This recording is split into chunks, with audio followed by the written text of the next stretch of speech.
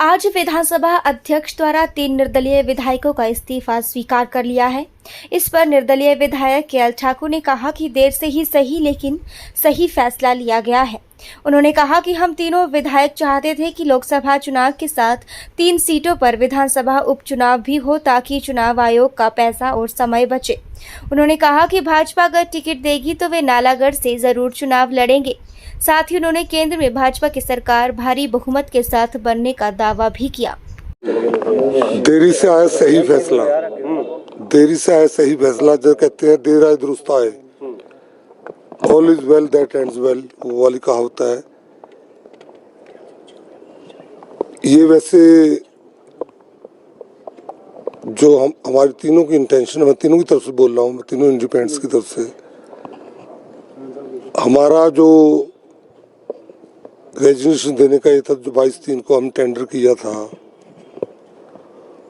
उसका मकसद ये था कि लोकसभा के साथ साथ विधानसभा का इलेक्शन भी हो जाए, उपचुनाव। जैसे कि 6 जो कांग्रेस से गए थे भाजपा में, उनका हुआ साथ साथ, वैसे भी हमारा भी वही पर्पज था ताकि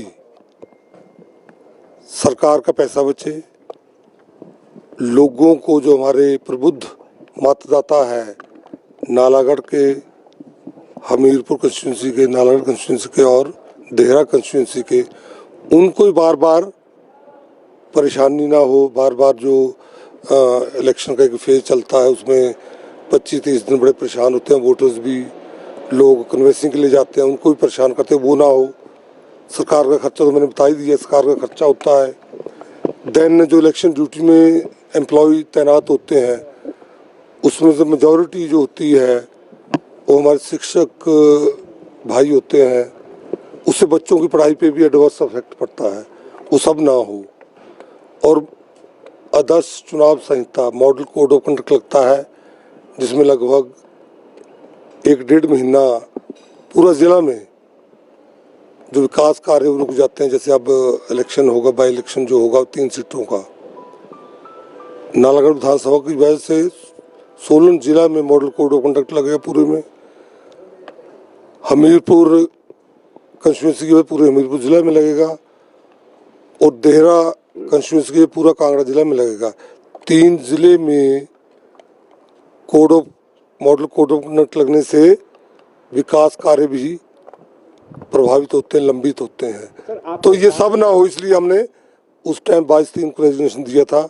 परंतु हम उसके लिए ज़्यादा नहीं बोलना चाहेंगे। माननीय स्पीकर साहब जो है, उनको क्योंकि एक कंस्टिट्यूशनल पोस्ट है, तो क्योंकि उनका अधिकार क्षेत्र है, उसमें ज़्यादा नहीं बोलना चाहता हूँ।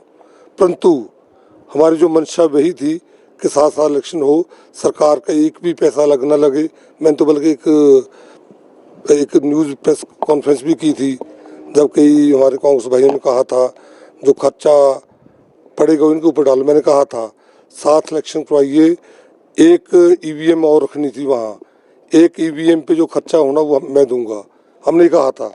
तो इसलिए वो नहीं हो पाया, परंतु अब हो गया। तो मैं वही कहता हूँ, all is well that ends well, देर आए दुरुस्त आए। राजनीतिक करियर के हिसाब इस आपके इस फैसले को और स्पीकर के फैसले को, राजनीतिक करियर बहुत अच्छा है।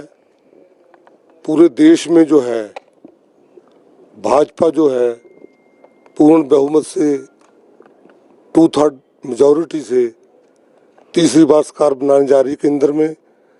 तो बहुत अच्छी जो इनकी मोदी सरकार की 10 साल की जो विकास के कार्य हैं, उनके गरीब कल्याण योजनाएं हैं, उनकी हमारी पूरा देश का, हिंदुस्तान का नाम पूरे विश्व में रोशन हुआ है। वो जो चला हुआ सिलसिला है, भव्य राम मंदिर का निर्माण जो हमारी आस्था का प्रतीक है, वो सब बातें जो है वो सिलसिला आगे बढ़ेगा। तो वो होने जा रहा है कल, अब तक बिल्कुल सिचुएशन क्लियर हो जाएगी, ये होने वाला। अगर भाजपा हाईकमान टिकट देगा, कैंडिडेट तो आज तो जरूर लड़ेंगे। धन्यवाद।